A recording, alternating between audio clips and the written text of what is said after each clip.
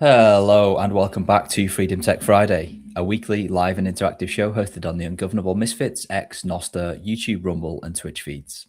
We go live for 1 hour every Friday at 9 a.m. Eastern or 2 p.m. UK time, but you can also catch up later on the Ungovernable Misfits podcast feed.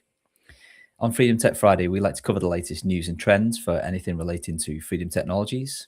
That could be anything from Bitcoin or Monero, encrypted messengers, privacy tools, and everything in between.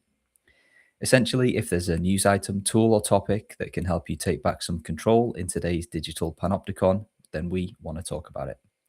My name's Q&A, and I'm head of customer experience at Foundation, where we build Bitcoin-focused sovereignty tools. And as always, I am joined by my good friends Max, the head honcho of the Ungovernable Empire, and Seth, who is COO over at Cake Wallet. This is a live and interactive show, and you can help steer the conversation by commenting live, pre-submitting your questions or topic suggestions on socials, boosting the show via Podcasting 2.0 apps, sending tips, or just simply sharing the show with your friends. Top support for last week's show, excellent show, I might add, with Fluffy Pony comes from Anonymous, who said absolutely nothing, but sent us 500 sats. Thank you for your support, whoever you are. Without further ado, let's dive into the show, shall we? Max, Seth, how are you doing, gents? Had a busy week? You could say that. It's been a long one, a barn burner, if you will, but almost break time. A barn burner? I've never heard of a barn burner. What's that? It's like me neither. Burning the candle at both ends, but like even more, it's like just fuck the whole barn. Let's set this thing alight. I don't really know where it originates. I'm sure it's a good old Southern saying. I would assume. I mean, like the way it's generally used is like it was a crazy, eventful, chaotic time, right? Basically. Like a really good basketball game that was like start to finish crazy. You could say with a barn burner. So there you go. You teach me your muffin-related slang. I teach you about barn burners. I'll teach you about cupcakes and all these sort of things that you really need to know. Very good. There's been a barn burner here as well, but probably less productive than yours. Just sickness in the house. And then me just fixing 1,000 things at the house, like boilers and plumbing and leaks and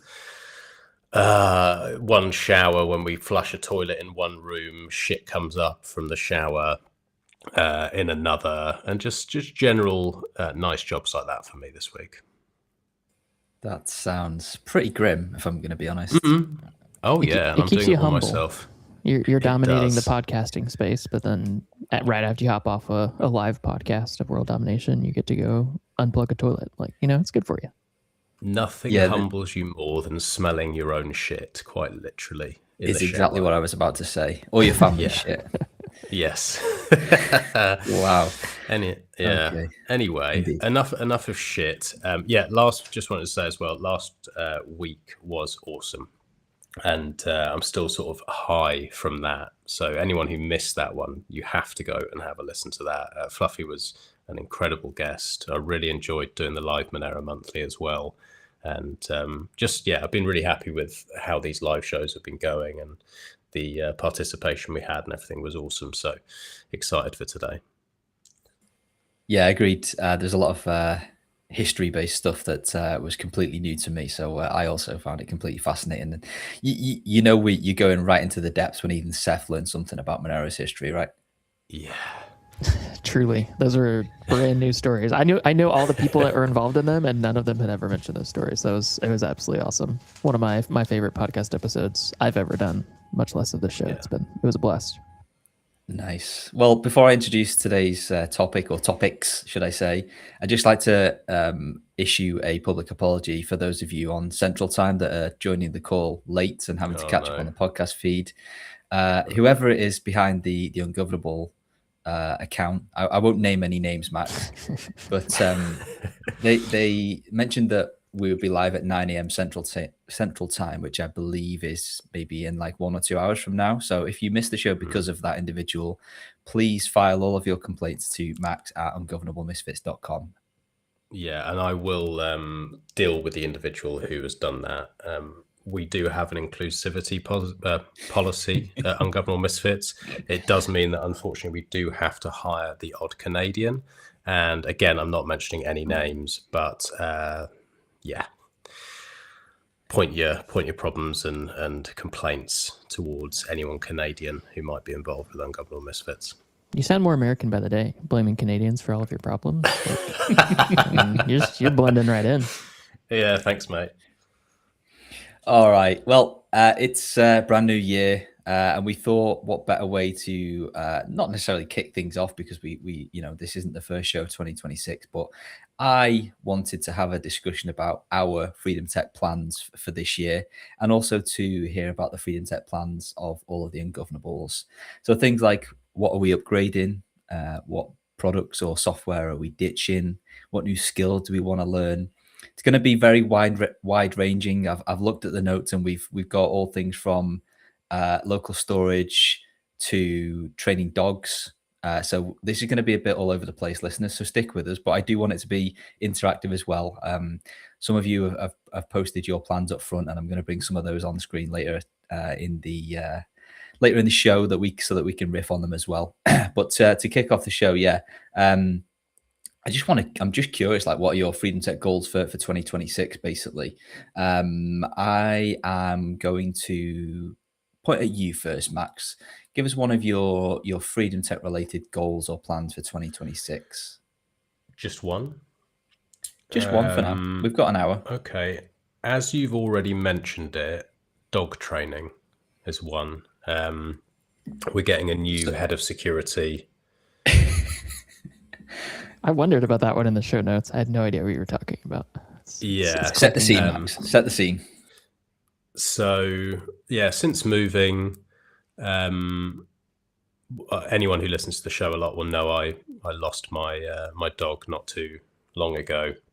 And I had said, like, that's it. I'm not having another one. Like, I just don't want another responsibility and thing to love and care for. And it fucked me up. Like, him dying actually fucked me up more than anything has in probably the last decade. So I'd said no, but on reflection, when I think about security, physical threat has become more of an issue, clearly, from the news stories that we've listened to over the last sort of year, 18 months. Everything there is ramping up. The world's getting a little bit more crazy. And, security cameras are fine. Learning some self-defense is fine. Having a few weapons in the house never goes amiss. But the best alarm system and security, I think, that you can have for yourself and your family is a bloody great dog that can take chunks out of people, that is properly trained to protect. And so that is on my list, properly training a new member of the family. Nice. Are you decided or going public with any breeds? I'm not going to go public with exactly which one it is, but I'll give you one of a few that it could be. It could be a Doberman. It could be a Cane Corso. It could be a Rottweiler, and it could be a German Shepherd. It will be one of those very good protective breeds. So let's just file it under to say hi. It's a big dog. It's going to be like 80 kilos plus of like solid muscle that's trained to fuck people up. And then once that's trained, we'll be getting more. Because I just think I think it's an overlooked security for the home. Like we've had them for hundreds or thousands of years for security, and there isn't anything better unless you have some sort of like military grade attack drone. Maybe could be on the same level, but these things are like inbuilt, ready to protect the family, and amazing at alarming you and letting you know that someone's coming, and also just a deterrent. As soon as someone pops their head over the fence and goes, oh, you've got one or two or three of those fucking things. Yeah, unless it's extremely motivated, they're just going to go to the next house. So, that's that. Yeah, couple of things on that. I agree. I have one already. Also very good at letting you know when the postman's here, so that you don't miss any packages. But the thing I like about them is that they don't need any Wi-Fi. They don't need any storage. And you don't have to worry about like when Attack Dog Friday. Yeah, they'll never no grass Wi-Fi, you up. no storage. Yeah, they'll never grass you up. And yeah, I agree. That's it. That's a good one, and quite might be a bit weird to consider that as Freedom Tech, but I guess when you're talking about your family's protection in and around the circles that we mix in, then yeah, I agree. I don't think there's kind of much better, really. Hey man, dogs, open source. Yep. We've been fine tuning them for like 5,000 years, a lot longer than the other technology we have. Like if it's Freedom Tech Friday. Also, Q, we're like literally the same person. I went to unmute to talk about how you don't have to firmware update or connect it to Wi-Fi or anything. You jumped in, so I was like, I'll mute myself. I'll chime in afterwards, and I'm like, what? It's literally the exact same points. Okay, so spend too much time together, I think. Seems that way. Seems that way. Q's what about you? My points. What about you, Seth? What's on your list? Man, I've talked about it a little bit on the show, but I think I've devolved a bit, and I just haven't had the time or bandwidth to go as hardcore as I have in the past or would like to. So a lot of mine are honestly more about like habits than hardware or something like that. But I think my biggest one that's really tech related for this year is I built a Synology NAS, network attached storage for those not in the acronym game. I built that, and by building, I mean I inserted 5 hard drives into it. It's very straightforward. Did that, I think 2 or 3 years ago now at least, and have used that for storage for all my home networking stuff, all of the services I run. I run all of the services themselves on a separate mini PC, but then just use the NAS itself for storage. And that's been really, really nice for my family. Photo backups, I do not use it for primary photo storage, but photo backups, I do use it for file backups, the odd video or music, stuff like that. And it's been just a really, really useful tool that I lean on more and more. Even like me and my wife are on MacBooks now. So even just the native backups directly to the NAS and not having to trust any iCloud or anything like that with backups is very nice too. But that you go through storage very quickly when you start doing that, especially when you start letting friends and family use it for stuff as well. So what started as 10 terabytes and I thought would be more than enough is just not enough. I'm constantly cleaning stuff out. So this year, definitely something I'll be doing is, I don't know if I'll change which NAS I'm using. If I do, I may want to build a free NAS server, but that takes time and I don't know if I have that time. But at the very least, I'll be figuring out a higher storage capacity solution so that I can have something that will scale for years, because I hit that 10 terabyte limit much faster than I expected. But it is just, a NAS generally is something I feel like everyone should have, especially if you're doing self-hosting, and even more so if you're doing self-hosting for friends and family. It's a win-win. The one you mentioned, Seth, Synology, I think you said, that's been mentioned to me before, I think by Urban Hacker, actually said that would be the one to go for. Is that kind of the most simple, hardest to fuck up, like out the box option for people? Yeah, I mean, it works. It's very straightforward. You plug in hard drives, they have their own RAID, or you can do the normal RAID 0, RAID 1, RAID 5, RAID 10, whatever.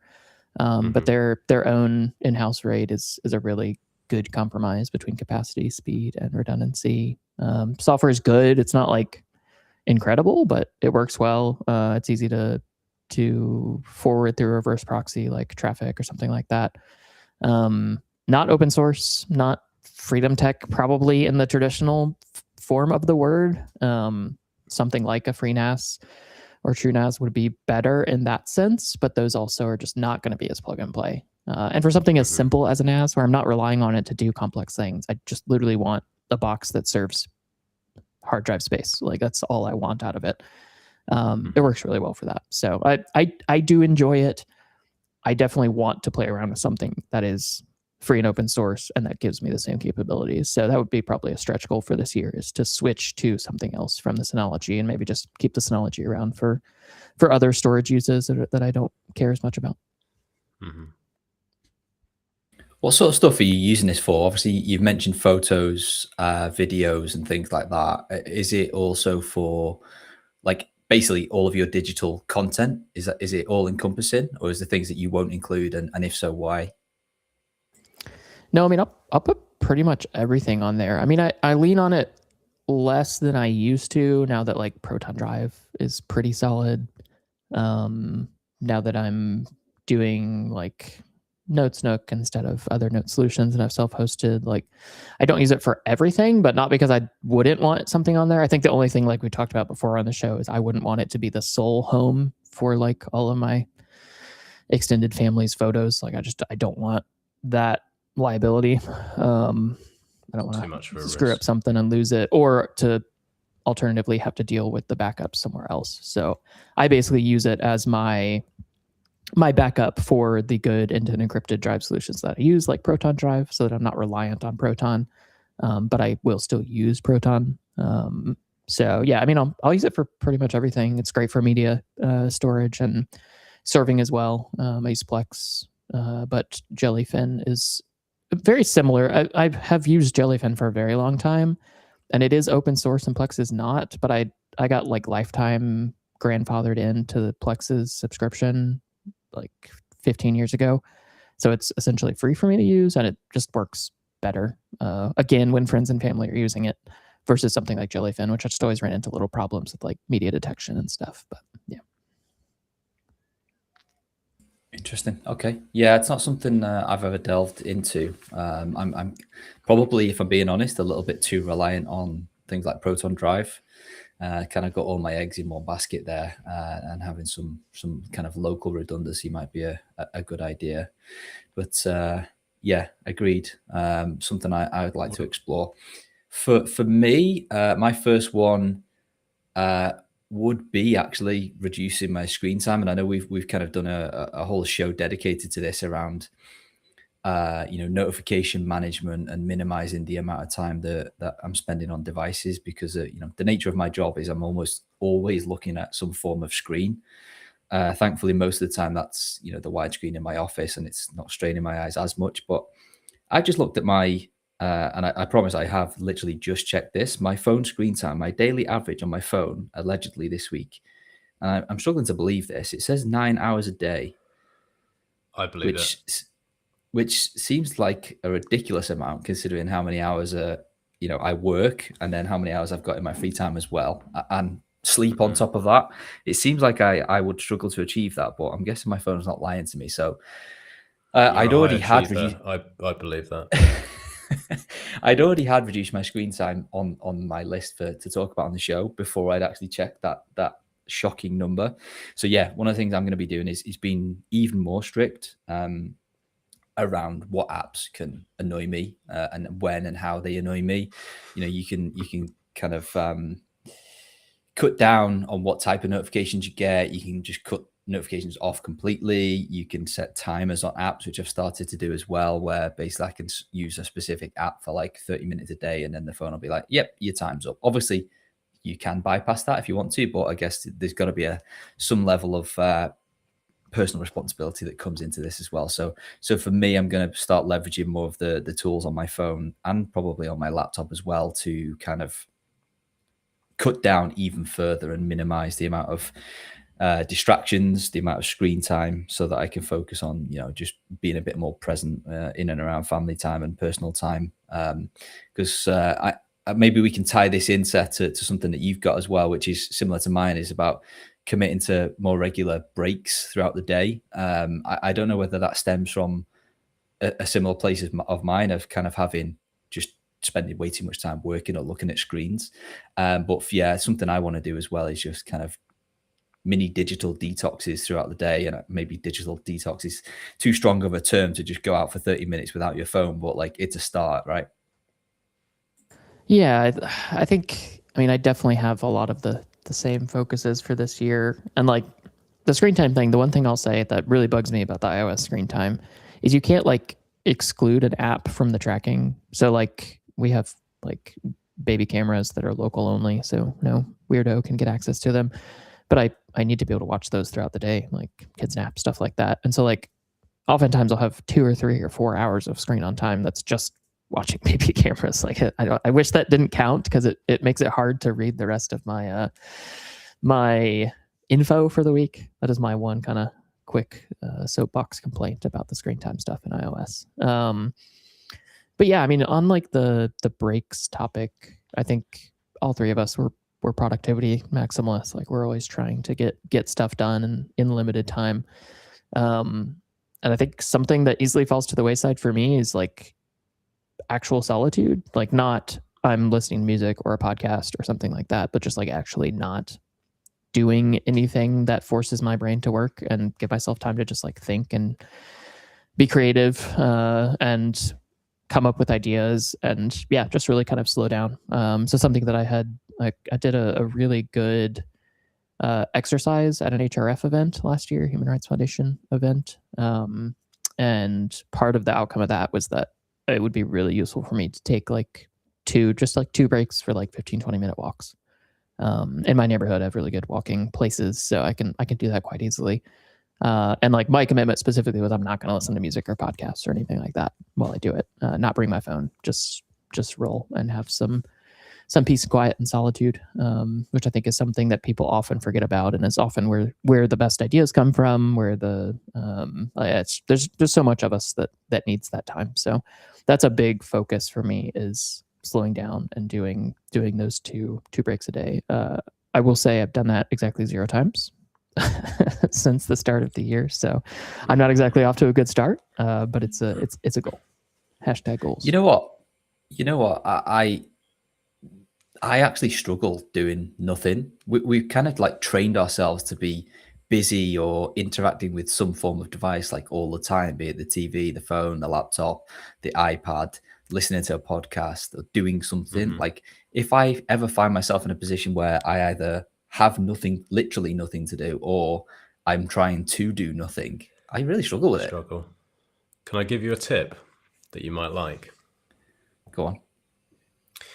Find something that is a very simple task that you can do without any extra stimulation. An example would be like no podcast, no phone, no nothing, and you're raking leaves in the garden outside, or washing your car, or doing like something that takes very, very small amount of brain to do. It's kind of like a form of meditation. I used to do it when I had motorbikes. Just unplug, get on the motorbike, and just ride for an hour. And you are thinking, you're kind of doing something, but you can only focus on that one thing, and it shuts the rest of the brain down. It's like the flip side of it. So you're either going only focus on one thing that if you fuck up, you die, or something that's very, very simple and takes very small amount of your brain. You're basically on autopilot with no extra stimulation. And that is kind of the same as a rest, but you're still doing something productive. That's a good point. I do have stuff like that. Like I'll go out on my mountain bike and stuff where, I can't really listen to a podcast because I need to focus. Otherwise I will hit a tree at 25 mile an hour and it's going to hurt. But if I'm doing the more, it's happened many times. If I'm doing the more menial tasks, like you say, washing the car stuff, like my default is I'll do it with a podcast in. No, that's your problem there, mate. You got to unplug and just live in the moment. Listen to the birds tweeting, or in the UK, people breaking windows with bricks, that kind of thing. The sounds All right, of back the city. to you, Max. Yeah, the sound of the Back city, to me. indeed. Back to you. What else is on your list, mate? Trying to think what's probably the next most. Home Assist is the next most important one for me. So I took your advice when we did the episode on Home Assist. I bought all the bits and pieces, and then I got way too busy, and then they just sat in boxes. But I have now set up my node. I've set up Home Assist. It's ready to go. I've got everything unboxed and ready to go. So security cameras with sensors and some clever AI stuff in for like detection of human beings, and setting different zones where if a zone is crossed, it starts to record or alerts me on my phone and things like that. And then like simple stuff like lights. I'm extremely tight, so I spend sort of probably half my day going around like following my missus and kids, just fucking turning off lights constantly. So putting sensors in and things like that. Just getting like really nerdy and geeky with the smart home stuff, but without leaking all my information is high up on my list, and probably, you know, within the next 6 weeks, a lot of that should be done. Well, I hope you haven't got any more goals for 2026, because that one will see you through the whole year. It will see me through the next decade, probably. Let's be honest. Yeah, and our technical assistant friend as well. Yes. But it's a good one. I enjoyed going down the Home Assistant rabbit hole, and it can be as big or as small as you like, really, because like the ecosystem is like never ending. It's huge. There are Home Assistant capable devices in every conceivable part of your home. So you can, you know, like you say, you can just do the basics like home security and having your lights automated, but then you can go right down the other end and have like, proper you know, granular. all of your, you could have some NAS storage and have it linked up to your TV with Plex and all that sort of stuff. Like it can all be interlinked into like this one fancy home hub, so that you can make yourself feel like Iron Man if you want to. Do you want to hear a cool flex talking about TV? Go on. I've not had a TV for a year now. It's quite nice. Do you know what? I think I could survive without a TV, but I bet you've been watching your laptop quite a lot, though. Not really. Like we'll put on some, I don't know, whatever, like YouTube, like kids thing, or like Spider-Man they like and stuff like that. I put on those sort of things for the kids, but no, I don't think I've watched a single. Maybe I've watched like 1 or 2 movies or something in the last year. Just like I've just fucked it all off. I don't have time, and also just like productivity and stuff. And if I'm going to do something that isn't work or cleaning up sick or shit, it's like go in the garden and do something useful. Man, Nice. I'm not I take as my hat off. yeah, I'm not as hardcore as you. I like my high quality movie 1 or 2 nights a week thing. I certainly don't watch TV. Like I don't use my TV for TV, but movies, it's nice. Yeah, I built a good sound system and a nice OLED. Yeah, I can get behind a really good quality viewing experience. I bet that, Seth, your setup for movies is incredibly good. Sound bars, and you've thought out exactly where everything's set up, and you've really nerded out on like the quality of the TV and the lighting, and I just know that like if you're sat there, it's so close to perfection. I won't lie. It's definitely a lot of thought and research has gone into it, especially the sound system. I love music too, so when I have a calmer day at work and I just need to get some like writing or catch up on messages done, I'll just sit on the couch and blast some music and Dolby Atmos and revel in it. Very nice. Glorious. Can you, Q, before we move on to anything, can you just give a quick rundown of what Home Assist is and why anyone would use it? Do you mind, for like people who might not have heard that episode? Because I think it's the coolest thing I've heard for a long time, and I think it enriches people's lives quite a lot. Yeah, so Home Assistant is basically, it's just an open source piece of software that you can run on any computer that you like, ranging from a Raspberry Pi all the way up to, you know, a dedicated kind of desktop machine that runs headless. That basically allows you to make any smart home gadget or pretty much any kind of interface or software service be able to talk to one another. So again, that could be simple stuff like, you know, having a self-hosted dashboard for your security cameras. It could be having one place so that you can control all of your lights using the Home Assistant app on your phone. Then you can take it up a step and have like automations and scenes where you can be like, okay, you know, obviously the computer knows where it is in the world because it's plugged into your network. So it says, when it's sundown in the UK, where I live, turn on the lights in these rooms. And then when it's sunrise, you can turn them off. And, you know, the world is literally your oyster in terms of like how you can customize it. Then you can kind of take it to the next step where you can have you can start to string those things together. So instead of just simple automations for your lights, you could link up your security cameras and your lights. And like Max said, if you've got a security camera that has zones in it, it could be like, if after 10 p.m. the zone on camera 4 sees or detects a person, turn on these lights in the house, or give the dog a little tap so that he starts barking. Like the world is literally your oyster in terms of like what you can do with this thing. If there's a smart home connected device, it will talk to Home Assistant, and you will be able to do cool shit with it and have it talk to your other devices, so that you can, again, like I said, turn your house into Iron Man's house. Mm-hmm. Yeah, very cool. I love it. Yeah, it is a good one. It's a good one. But prepare your wallet and prepare your brain, because like as with any self-hosted software, it can be a bit of a minefield to get going. But if you're going to go down that rabbit hole, check out the Zigbee range. It all runs locally over like a local radio mesh network, and it's way more robust, and it all talks to Home Assistant. But feels like we could do a whole show on that one again, I think. We'll come back to it. We'll do another show once I fucked it all up, and then eventually cleaned it up and got it working again. We'll do that. Absolutely.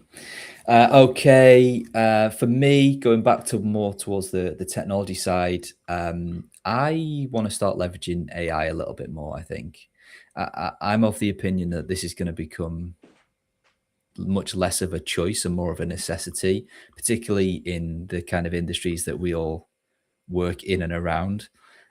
Being literate and useful with these types of tools is going to be crucial to kind of stay ahead or get ahead. And eventually, as it becomes more proliferated across the whole of the tech industry, to just, if you don't use it, you are quite literally gonna fall behind. So I'm kind of conscious of that, and I'm wanting to use AI tools selectively to improve my productivity, both in and out of work, to kind of manage my life and kind of offload certain tasks. But I want to try and do that with, again, I use the term selectively. I want to try and do that without kind of giving away, all of my life secrets, which can be difficult when you're interacting with this sort of stuff, because generally speaking, the latest and greatest and the most powerful stuff is either A, very expensive, or B, kind of you can't self-host it, and you have to kind of share that information with whoever's running that AI service. So it's a tightrope that I'm starting to walk down, because I do think it's going to become a necessity very soon, particularly in and around like design space and software space. Like there's literally, if you've got your finger on a pulse on the kind of AI Twitter, there are excellent and mind-blowingly good new tools coming out every single day these days. Now, the difficulty I'm having at the moment is, obviously I can't afford or don't have the time to go and test them all out and pay for them all, because you'd be spending thousands of dollars every month. So as I'm starting to go down that rabbit hole, I'm just trying to be careful of, selectively choosing which ones I think are worth my time, my effort, and maybe the privacy trade-offs of that. And then on the flip side to that, something I also want to do is experiment with self-hosting some AI models, because I've never done that. And I do see a use case in my life. A prime example this week is I've been going back and forth with the tax office in the UK, because there's just issues with my pension that I need to sort out. And that has been, it's quite literally made me want to blow my own brains out, because Max, I'm sure you've been on the phone to the tax office many times in the UK. It is worst experience you could ever have. And I think the Americans have a meme as well, where it's like going to the DMV, correct me if I'm wrong there, Seth, where that's like a horrendous experience. Yeah, that sounds about right. It's the nightmare everyone tries to avoid, but no one can because it's federally mandated. Indeed. So I do see a time where I would want a locally hosted one, where I have unanswered questions around like, what am I eligible to claim for this thing or that thing, and what should I be getting and what am I not getting? And I'm not going to ask ChatGPT that, because I don't want to give ChatGPT like, how much am I earning and what's my tax bracket and things like that. Whereas if I could quiz something, a greater power locally, safe in the knowledge that, I'm not giving Sam Altman all of my, personal information, then I would like to be able to do that. What's your take on the whole AI side of things? Go on, Max.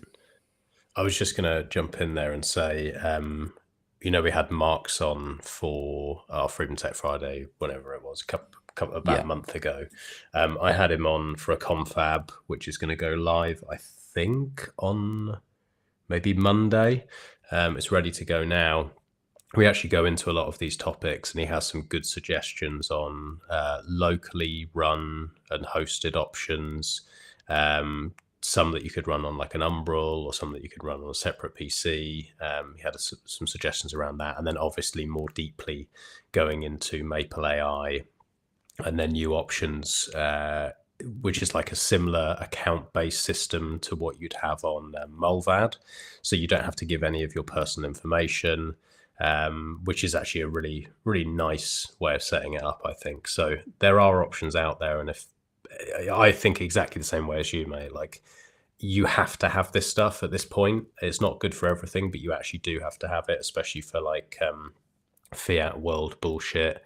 And then you don't want to be feeding ChatGPT your personal info. So it is a necessity going forward. And I think, either locally hosted or something like Maple, or a combination of the two is probably the fit. Yeah, it's, I think, a no-brainer that you have to use something. I'm curious what you end up using. I feel like need to talk about that when you do settle on your preferred solution.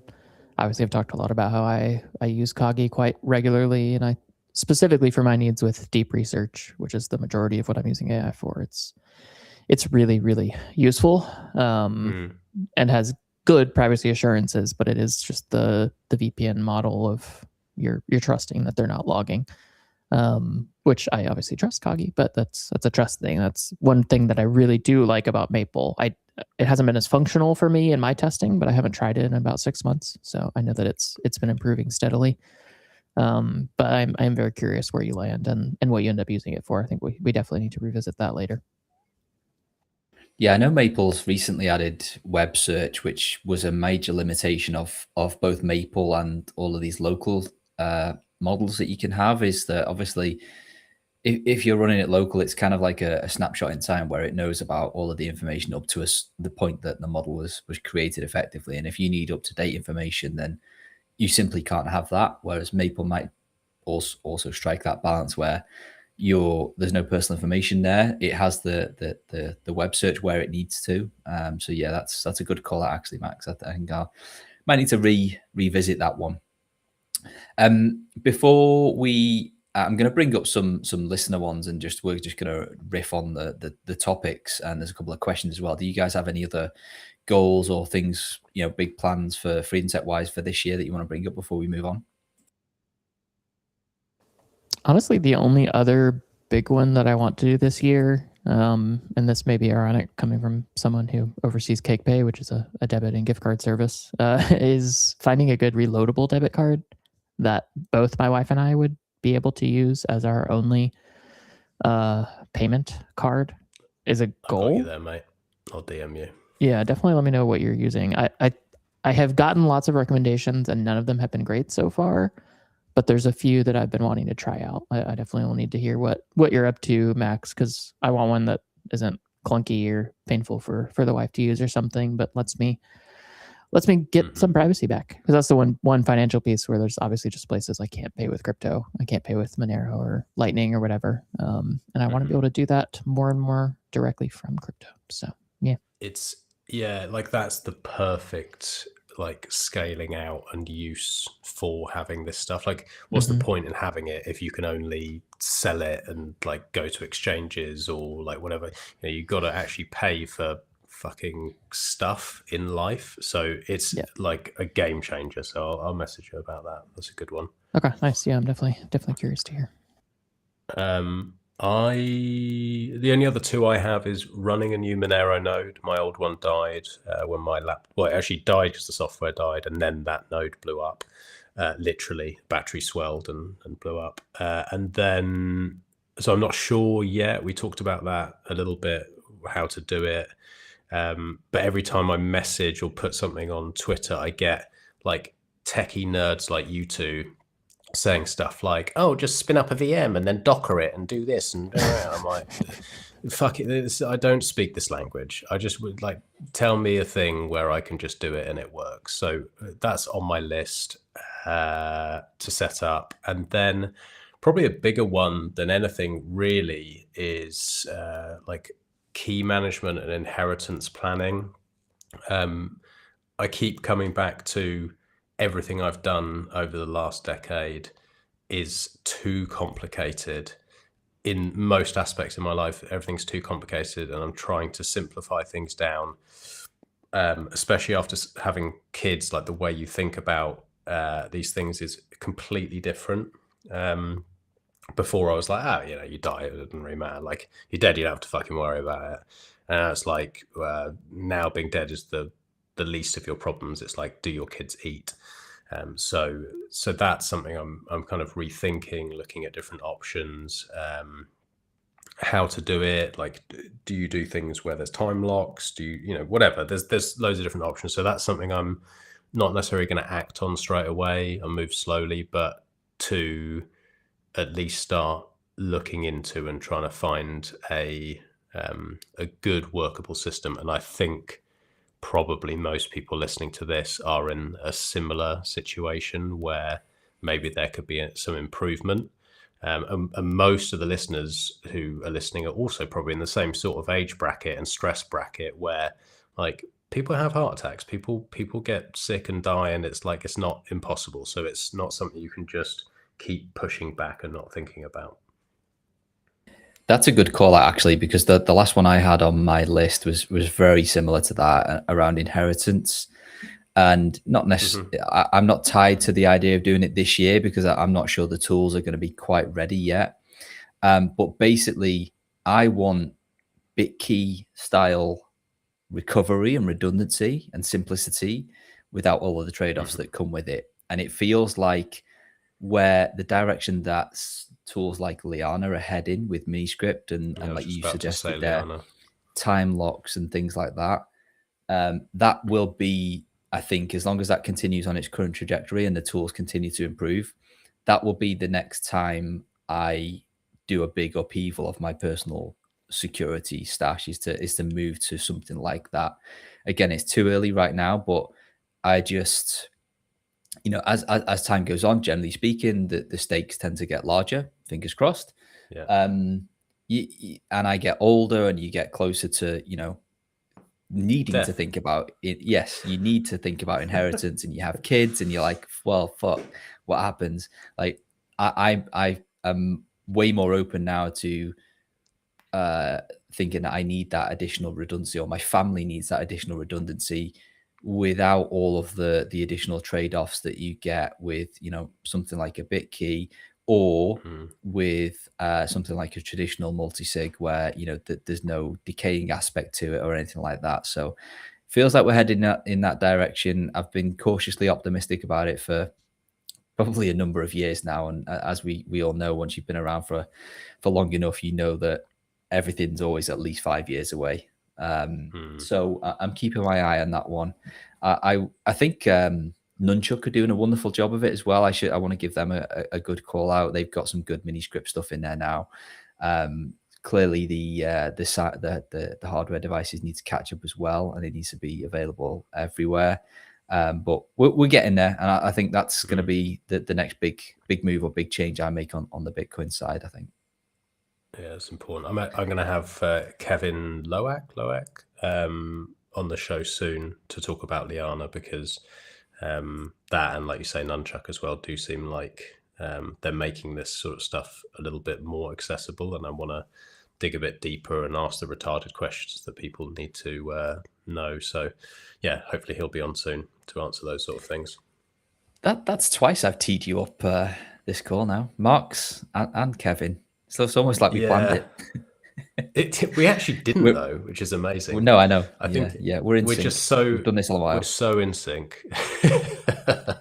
We've done. I was naming one of the shows the other day. Which one was it? It was like not the Freedom Tech Friday. It was I can't remember. It's one of the shows, and it was like 300 episodes or 200 episodes or something like that. I was like, fucking hell, we've known each other way too long. Yes, certainly has. It's been a while. It's been a drain.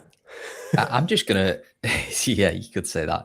I'm just gonna rattle through some of the listeners' suggestions and jump in if you have any comments on this. But while we're talking about our overlord Jordan, he's going to be using Kagi a little bit more.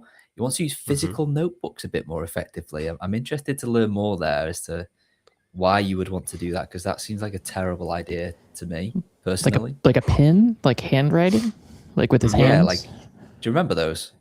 Huh. That's what I still lean on, to be honest. Really? I'm too keyboard native when I try to handwrite anything. Good luck. If I can read it, we're really lucky. But most of the time, it's going to be painful, and it's going to be so slow. I can't write fast enough to satisfy. It's painful. Also, like, I'm a big to-do list guy, right? And if I've got, like, let's say there's 20 items on my list on Monday, inevitably there'll be at least 5 by the end of the day that are still there. Recurring. I don't want to have to write those again on Tuesday, because I want the tasks to flow over. Like, if I could just do Control-C, Control-V, I'm going to do it. I get it. There's something, though, for some things, writing something physically down with a pen and paper just feels different. Maybe is slightly more likely to get done. Like, I'll do it for things that are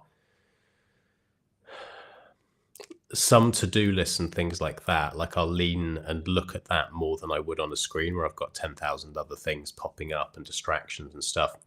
When I've physically written down, you will do this today, you can't. I will do it, because I'll look at it in there and I'm like, right, you've said you're going to do it, and you've physically taken the time to put it in your notebook, so you will do it. Like yesterday, I was exhausted and I was like, you've said you're going to do these pull-ups. You said you're going to do them. And I'm like, yeah, I'm fucking exhausted, but it was in the books. I'm like, I am going to do them, and I did do them. And so there is something a little bit different somehow, at least for me. If it works, it works. Keep it up. Yeah. Keep it up.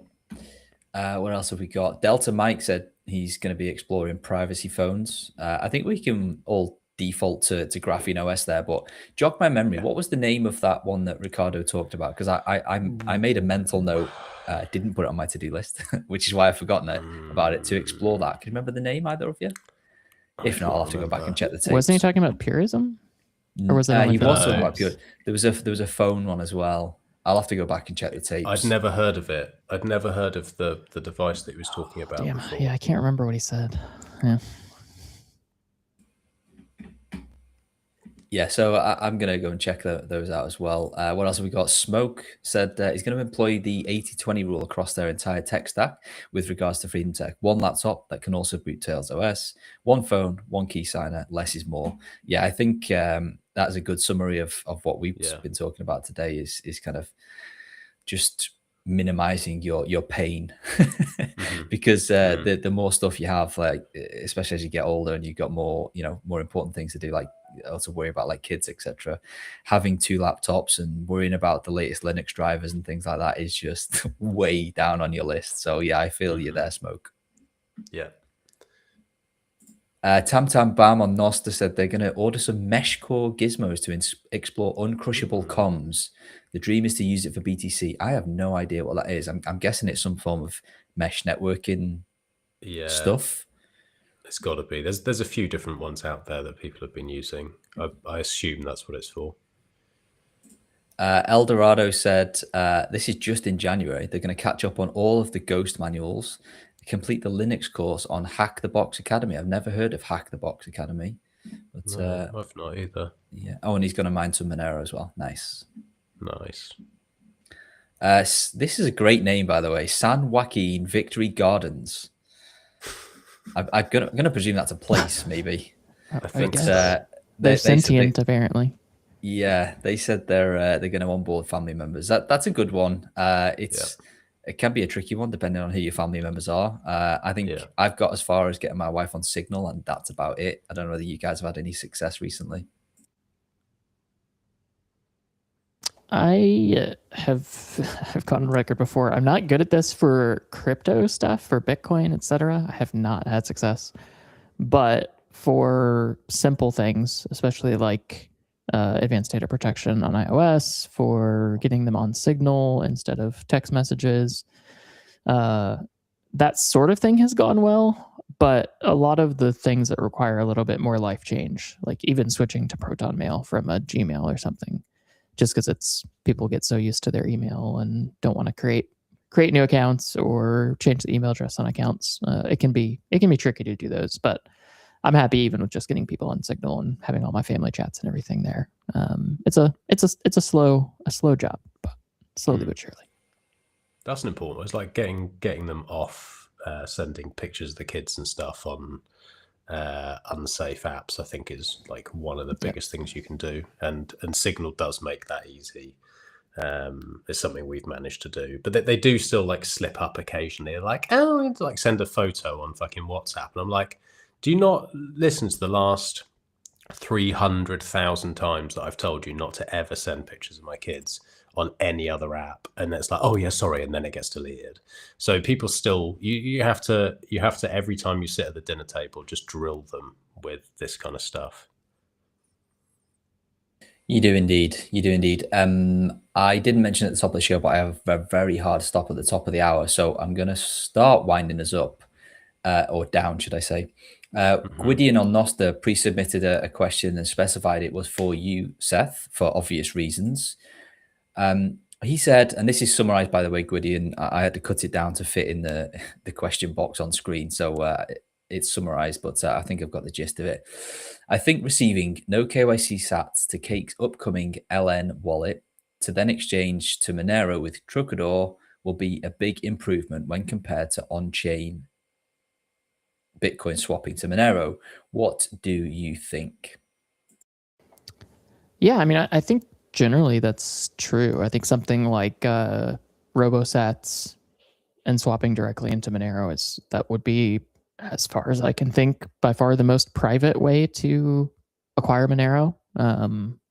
So yeah, it definitely will be a very big use case. Unfortunately, Lightning is such a pain in the ass that a lot of providers have not implemented it. We're pushing providers to add it. We do have a couple that support it right now via Trocador, or we're trying to get some more directly integrated as well. So that definitely will be a point of emphasis so that you can do it directly via Lightning. But I think honestly, the Lightning Network's complexity scared off pretty much all of these exchanges, dexes, etc. over the years. And we're trying to win them back over now that Lightning is actually getting reasonable to implement from a like internal centralized instant exchanger wallet perspective. So we'll definitely push on that. But yeah, I think that will be the best way to do it when you can. Obviously, RoboSats is really, really good, but it doesn't always have the best liquidity depending on what payment method you want to use. But I think that kind of chain will be great. Yeah, definitely looking forward to that one. And he did have a follow-up question as well that said, have you tested the Spark implementation on Blitz wallet? And if you, or whether or not you have, how does Cake's implementation differ? I didn't actually know that Blitz had a Spark implementation. So hopefully, Seth, you know about it, and you've probably done some benchmarking if I know you well. Yeah, they've done a good job. So they're, if I remember correctly, they're not using the Breeze SDK and implemented the Spark SDK from the Spark team itself directly. I don't think they've rolled this out to everyone yet, but I think their idea is that they'll kind of do the graduated wallet concept with Spark as one of those things. But you can try it right now. I know they were talking just today or yesterday about also token support on Spark to let people use stable coins natively on Spark, which I think will be a good thing for a lot of people to be able to use stable coins but stay in the Bitcoin ecosystem. But yeah, overall, I mean, it's Spark under the hood. So in terms of how it will actually differ to the end user, it shouldn't differ at all. But the exact approach will differ in terms of what SDK is being used.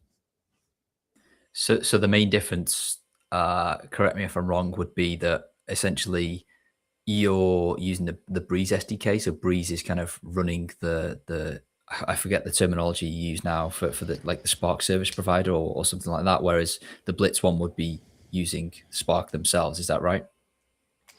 At first, both will be using Light Spark specifically as the Lightning gateway, essentially. But it definitely the goal, and one of the reasons why we wanted to go with the Breeze approach, is that they will be adding other Lightning service providers, Lightning gateways, Spark service providers. There's a million names, but they'll add different people who you can use to make those Spark to Lightning payments and vice versa. But initially, it's going to be using actually the same one, because that's the main one right now. But Breeze will definitely be adding to that. So where does Breeze actually come into it then? Where are they sitting within the system? What are they offering when you say you use the Breeze version versus going directly to Lightspark? Could you kind of spell that out? Yeah, I mean, primarily it's that they have taken the approach that Spark does, all of the implementation details, but they've written their own SDK with their own bindings into other languages like Dart, which we need, or Flutter. So it's much simpler of an implementation because there's no native Flutter. I'm dying. Flutter or Dart, man. Oh, that's how long this week has been. Brilliant. Clip that. Yep, that one's going viral. Yeah, they have no native Flutter or Dart bindings, so we would have to write those anyways ourselves. So it would just greatly increase the implementation time. But on top of that, Breeze also are, at least right now, making a lot of improvements and changes from a privacy perspective, just little tweaks that help to provide better privacy to users that aren't done by default in the native SDK. So again, that's something we would have to manually do ourselves if we wanted to do that. So they're making it much simpler to integrate, and they'll also make it simpler to use a different Lightning gateway down the line at the same time. So, but it's not that different under the hood. It's really just from an implementation perspective, it's way easier for us, and it has better privacy out of the box for us. That's not to say that Blitzes will be worse on privacy depending on the options they choose, but yeah, it's a much more plug and play approach. They've done a great job. Awesome. I have tested the Cake one, and it is excellent. I'm very, very impressed with it. Just to want to sign off, when can everybody else get their hands on it, Seth? Yeah, public beta should be next week. I know we've been pushing it back, but it's coming with a complete redesign for Cake from the ground up. And we wanted to get that to a really good state where the public beta can help us to test both the completely new UI for Cake Wallet and the Lightning implementation. So it's taken a little bit longer. The Lightning's really been ready for a few weeks now, honestly. The private beta has gone really, really well, and people like yourself have had good feedback that we've been able to implement, fix, and improve. So on the Lightning side, I'd say we're ready for prime time, but we're finishing nailing down the complete redesign of Cake to launch both at the same time in a public beta, which we should have the core of what we need ready by next week. It won't be complete, but from the UI side, but the core of what we need, and then we'll keep iterating on that until the full release mid-February. I'll get my apology in quickly now, mate. I promised you that I would do some testing, and then I got sick, and then the family got sick, and then I think it was Christmas, and I've just completely forgotten about it until now. So sorry about that, mate. That's just sounds like a whole lot of excuses. Expected. You're dead to me, Max. Yeah. You're dead to me. It's expected. Shame. Yeah. Shame. Yeah, shame. Okay, we are at time. I always enjoy these kind of wide-ranging kind of question or loose topic-based ones. Listeners, if you want to hear us do more of the same, please get involved. Drop your questions. I love the question-based ones. Means I don't have to do any prep whatsoever, and we get you involved with the show. So please do get involved. If you tag us, any of us on socials, and we will add it to our never-ending list. But with that said, we will close out the show, and we'll be back the same time next week. Don't listen to Max when you're looking at times. Check my tweets. I will have the correct ones, and we'll see you at 9 a.m. Eastern, 2 p.m. London. Have a good one.